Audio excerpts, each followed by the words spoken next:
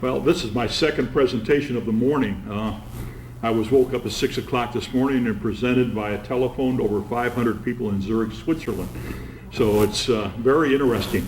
Ladies, I'm standing still, and I'm not used to standing still. I'm a teacher. I'm all over the audience. Person who deserves the greatest honor, the World Trade Center hero, Mr. William Rodriguez.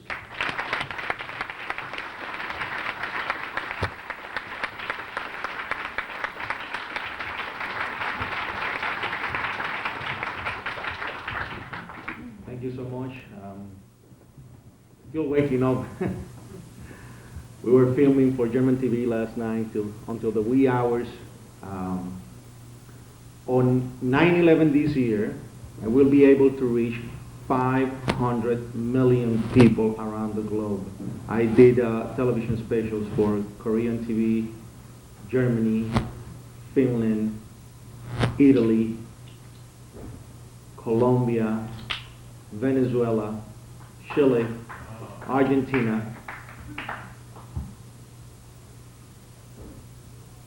Missing one. Just one.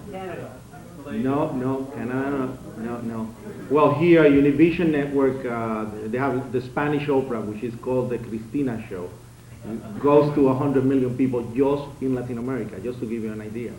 And the respect that I got from all over the world is nothing of what I received from the mainstream media here in the United States. Now, just to give you a nutshell, how my story is so well respected all over the world, but when it comes here, it stops. They don't want to put it, and I'm talking about 500 million people in one day. And that's huge. It's huge by any standard. And that's not counting the newspaper articles that are coming out on that day, the profiles in Ecuador, in New York City, and these last 3 weeks has been hectic. Number one, because I did a press conference, like Jeff was talking about, on Ground Zero 3 weeks ago, talking about the people that are dying. Oliver Stone just came out with a movie called WTC.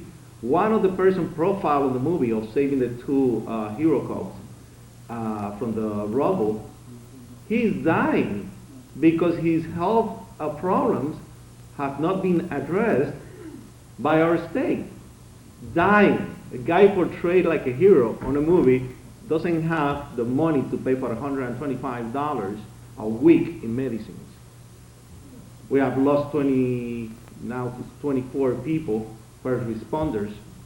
We lost 15 rescued dogs.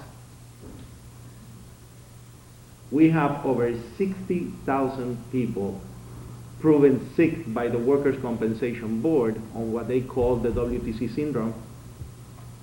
106,000 people because of the dust that was released when the building collapsed. The highest levels of carcinogens, asbestosis, mercury, and radiation ever recorded in a crime scene ever in our history, ever.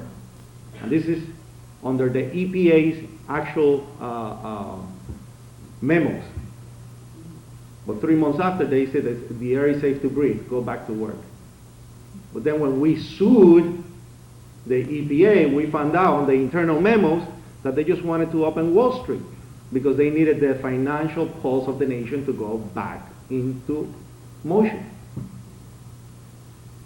So when you have a criminal act, because that's a criminal act, you're selling the idea that it's okay when everybody saw that huge dust, and they sent people to work and clean on the area with paper masks, some of them without anything. No protective wear. They didn't have a decontamination area. They could wash out all these particles out of their bodies. They will go home. They will eat at the table with the family. The family will absorb that. They will have sex with their wives or girlfriends. They get pregnant. The kids are coming deformed. And nobody has an answer for that. I had a meeting 2 weeks ago after the press conference with Governor Pataki, and I said, Governor, we are going to have a major disaster, and we are mobilizing. You're running now. And you're not running for governor, you're running for president. We are going to be that little bee on your butt. And he knows I will do it, because I've done it before.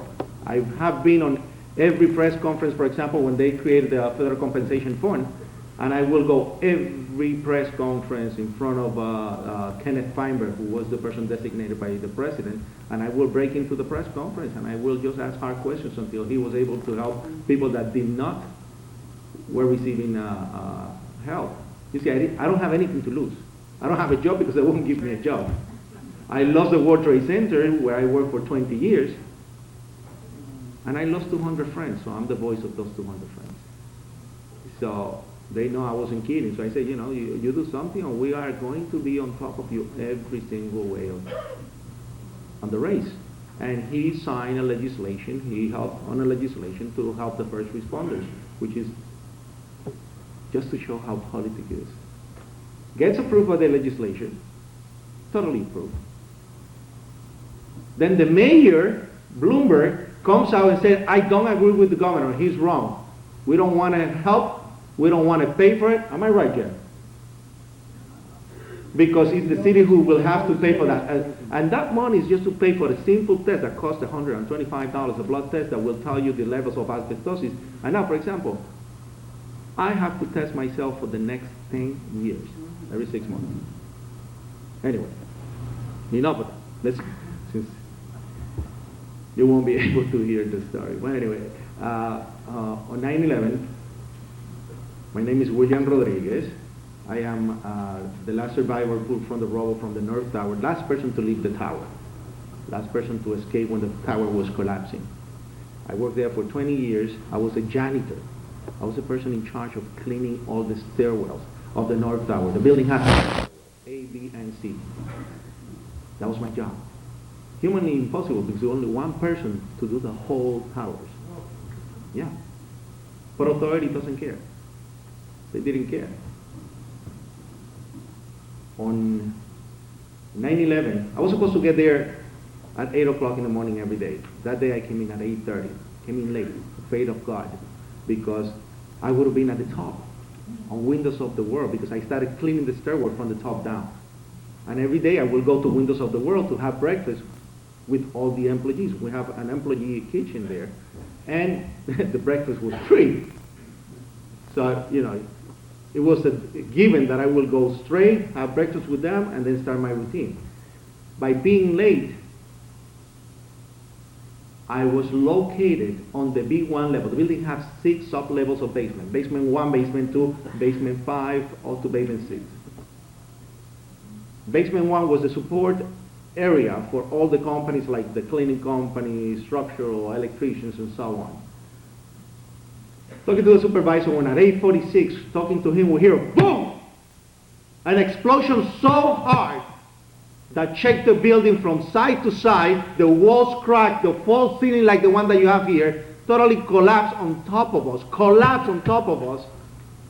and pushed up upwards this way. An indication that something went off between the B2 level and the B3 level.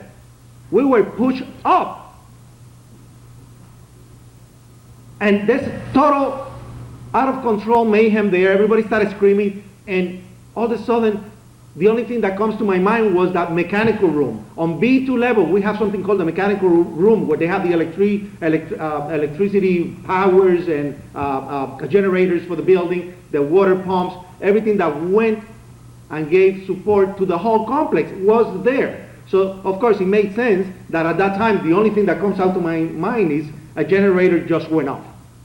And when I went to verbalize this, 6 seconds after, because everybody said, what happened? We hear, boom, another explosion, but this is the impact all the way on the top, because it sounded really far away,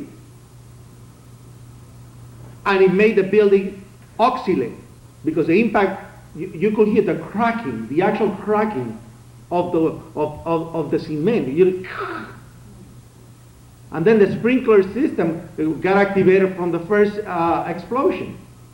Now, this is 6 seconds after. It's an initial incident on the basement, and then you have the top impact. And now, I worked there for 20 years. When you work in a place for so long, you know the difference of something coming from the top and something coming from the bottom. And everybody out of control. This person comes running in saying, explosion, explosion. His hands extended, all the skin pulled from under his armpits, all the way to the top of the fingertips like this, on both arms. Pull. Imagine you take off a glove and you let it hanging. That's exactly how it looked. And when I went to say something to him, I finally see his face. And he got missing parts of his face. And I said, what happened? What happened? It was a black guy from Honduras who I did not know, named Felipe David, that worked for Aramark, the supply company, that supply all the vending machines. And while I was there, screaming to him, with his hands extended, he was on the basement, on the B2 level, when this huge thing happened there.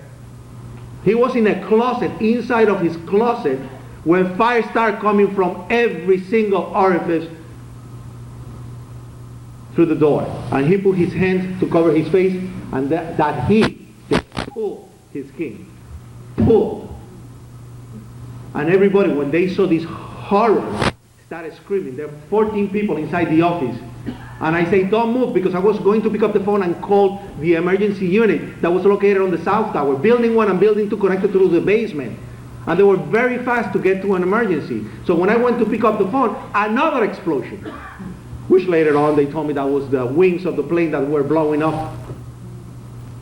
Another explosion. Now the sprinkler system are on, there's water everywhere, the floor is moving right under me. I think it's an earthquake by some reason, because everybody's going under the door frames. And I say, no, it's a bomb. And the reason that I say that was because of osmosis, because I survived the bomb of 1993. I was stuck on an elevator for 3.5 hours. They have to break through a wall to get us out. So by osmosis, I already knew that there was something wrong. So I started pushing everybody out of the office. I took Mr. Felipe David, put it on my shoulder, and took him out of the building. Now, from the basement, you have to go through the loading dock. From the loading dock, there's a hill to get outside the building. When we get outside the building, I let everybody out. There was an ambulance coming. I stopped the ambulance. I put Mr. David inside the ambulance, and that was the first time that when I hear a plane hit the building, because there was a man, security guard, standing right next to me, and the radio was just going off. So I turned around, I look up, I saw the hole, I saw the fire, I saw the debris falling down, but you know the perspective of the site, because I was right at the foundation of the building, you could not see the antenna. And the smoke was so dense that it covered it. So the first thing I said, Windows, the people from Windows, my friends. And I started screaming, we gotta go back, we gotta go back. And now those 14 people, including my supervisor, who was twice my size, a weightlifter, all of a sudden, no, Rodriguez, you stay here, you're not going in. He said, you crazy? The elevator operators work for our company, we gotta go there. Nobody wanted to go in. Mr. Felipe David goes into a coma. I took the radio from the security guy and said, I'm going. And I started running inside the building. I went down the hill, went back onto the loading dock, and straight to the South Tower. When I get to the South Tower, why I went to the South Tower? Because after the 1993 bombing, the Port Authority spent $151 million to retrofit the area with security cameras, with fertilizing the whole complex. And they created this OCC, of the Operation Control Center, where they control the whole operation in the building, emergency and so on. So I went over there to let them know that I have a person that was hurt outside. And when I get in there, start hitting the window, there was nobody there. The Operation Control Center, nobody there. I found one guy called Jimmy Barrett, who didn't even know what was going on because he was located on the basement of the South Tower. I'm talking about between B2 and B3. So that gives you an indication of how many people probably died on that day without ever knowing what was going on the South Tower. I found a lady that worked for the Marriott Hotel, a security guard, and she was trembling. I said, what are you doing here? She was on a podium like this. And she said, I heard everything. I said, get out now. She didn't want to leave. You know why? She was a new employee and she was afraid to be fired. Yeah. She said, I'm afraid to get fired. I say, no, you got to get out now. Push it out. Went straight to the North Tower. There's water everywhere. I found one guy from the recycling company who said, I hear screams, I hear screams. Now the building, the complex have 150 elevators. So I put my ear on one of the freight elevators and all of a sudden I hear, help, help! There were two people stuck between the B2 level and the B3 level, and all the water from the sprinkler system was going down the elevator shaft, and these two people were encapsulated, and they have the water up to here.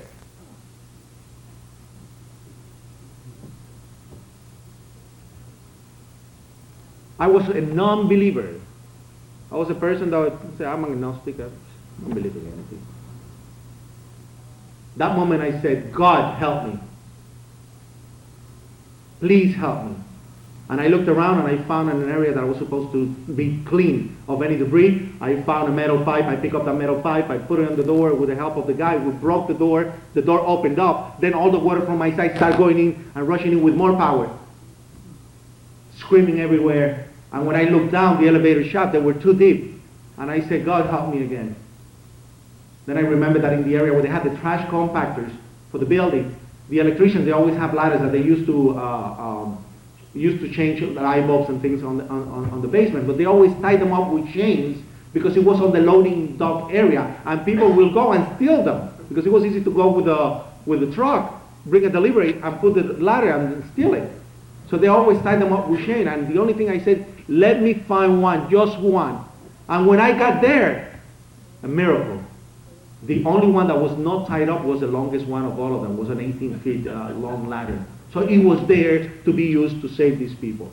I took that ladder, I went in, I dropped it in, and it got right to the bottom of the floor.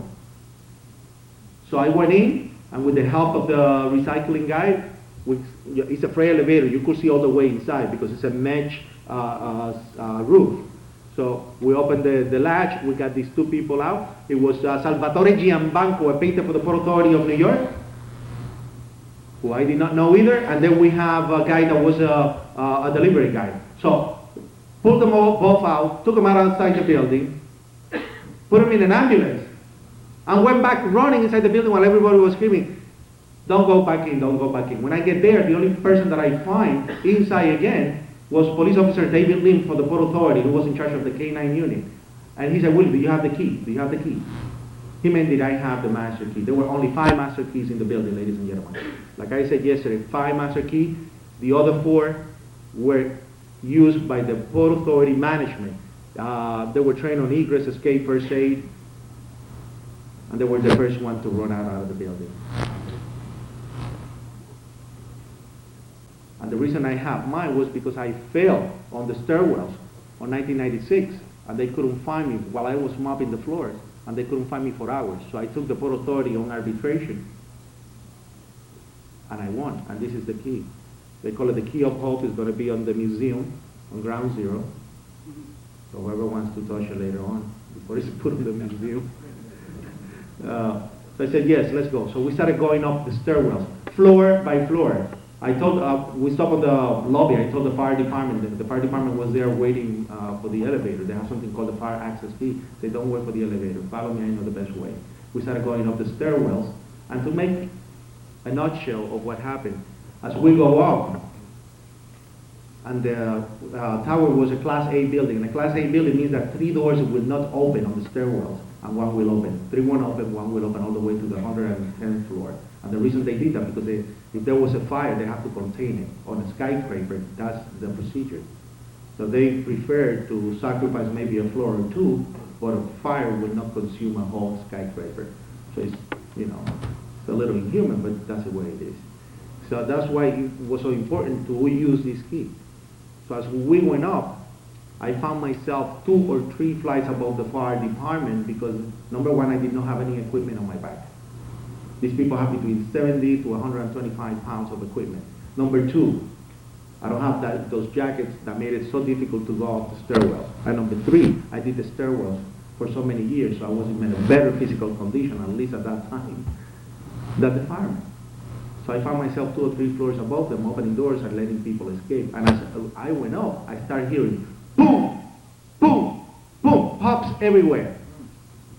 So I go down, I say to the fire department, what is this?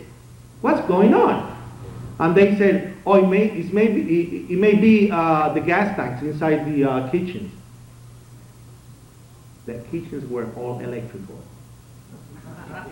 All electric. It's a Class A building. That's not allowed. So that didn't make any sense. So as I continue going up, opening doors and letting people escape, I hear that a person is on a wheelchair on the 27th floor, and we made it to the 27th floor. The whole unit of the fire department, they collapsed on the corridor because they couldn't physically continue. They collapsed.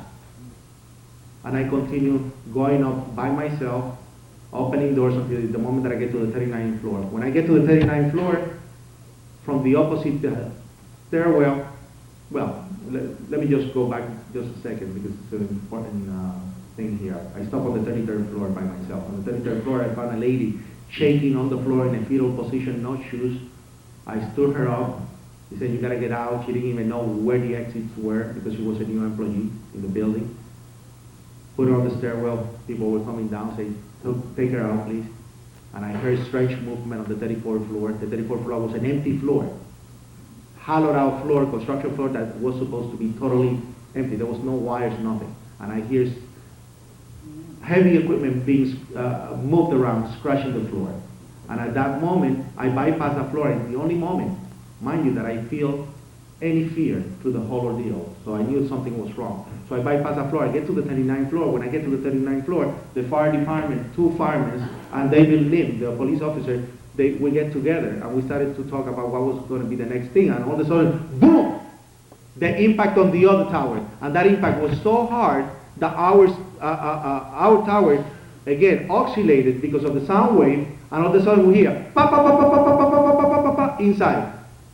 And on the radio we hear, we lost 65. We lost 65, meaning that the 65th floor collapsed floor by floor by floor down to the 44th floor, the sky lobby of the building. And I was on the 39th floor. I started screaming, we gotta go up, we gotta go up. And David Lim said, no, Rodriguez, you've done enough, but you don't get paid for this. I said, what? I'm going up. And he said, but if you give me a hand with the person on the wheelchair and get out. So I said, I'm gonna help you out, and I'm gonna go to the 27th floor, but I'm gonna take him out of the building, but I'm coming back.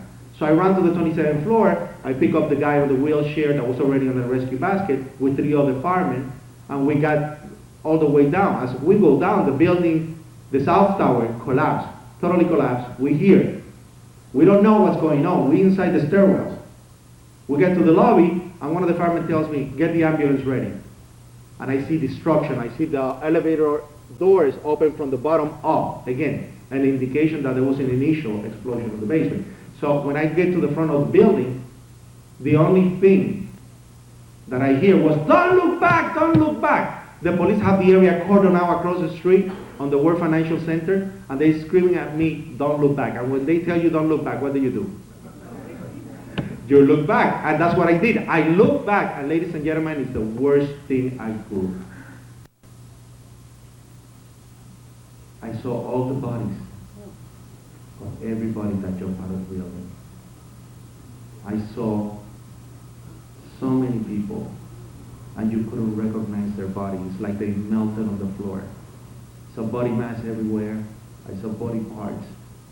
And I started screaming, God, what is this? And that lady that I picked up from the 33rd floor, and I put it to escape, I found her cut in half.